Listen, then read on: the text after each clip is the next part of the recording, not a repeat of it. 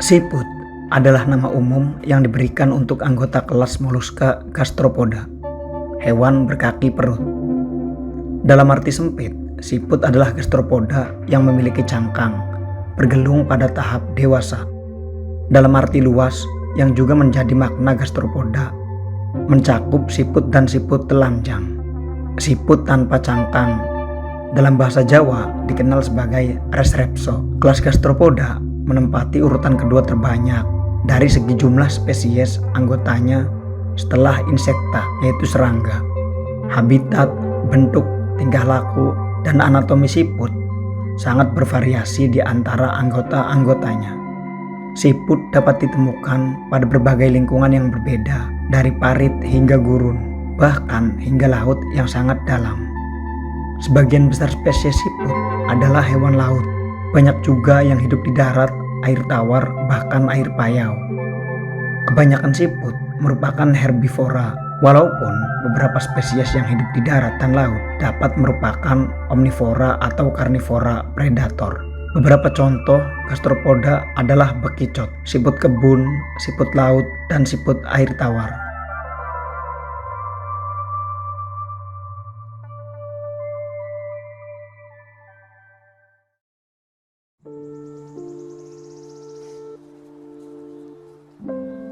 Siapa sangka salah satu binatang paling lamban ini memiliki nilai tentang kehidupan yang sangat menarik jika kita menyadarinya. Seperti yang kita ketahui bersama, siput selalu membawa cangkangnya kemanapun ia berjalan. Seekor siput cenderung akan selalu berada di dalam cangkang yang nyaman. Ia tak akan keluar saat ia merasa keadaan di luar cangkangnya membahayakan dirinya. Meskipun sebenarnya dia tak pernah tahu keadaan di luar cangkangnya yang nyaman. Ia memainkan intuisi guna menggambarkan berbagai hal yang ada di luar cangkangnya. Mungkin ada binatang pemangsa, mungkin cuaca kurang mendukung, mungkin.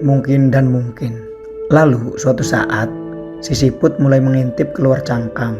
Dia mulai melihat dan merasakan dunia luar yang ternyata tak memiliki bahaya. Perlahan si siput keluar dari cangkang. Ia mengeluarkan badannya, tentakelnya, lalu kedua matanya muncul melihat indahnya dunia. Saat itulah sang siput dengan gagahnya menatap dunia luar yang ternyata tak menakutkan dari yang ia kira. Perlahan tapi pasti, sang siput berjalan. Tak disadarinya, perjalanan itu memperkuat kekuatan otot kaki miliknya. Mulanya, ia tak tahu akan berjalan ke arah mana. Tapi pada suatu hari, di mana bahan makanan sangat menipis, si siput ini harus menaiki pohon tertinggi di hutan untuk mendapatkan bahan makanan. Ia mulai menaiki pohon besar itu sedikit demi sedikit. Di sepanjang perjalanan, ia bertemu dengan siput lainnya. Siput yang terus di dalam cangkang tak pernah memiliki kesempatan untuk melatih dirinya. Berbeda dengan siput yang pernah melangkah ke berbagai tempat, ia berkesempatan bertemu dengan siput yang lain, belajar dari siput lain, memperkuat kemampuan fisik dan mental, hingga akhirnya di saat yang diperlukan, siput penjelajahlah yang mampu melewatinya.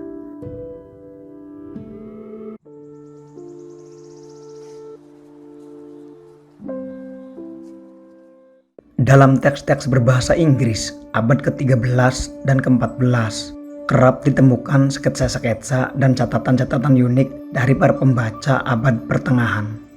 Sketsa tersebut menggambarkan seorang ksatria pemberani dengan baju besi yang bersinar menghadap ke bawah ke arah seekor siput.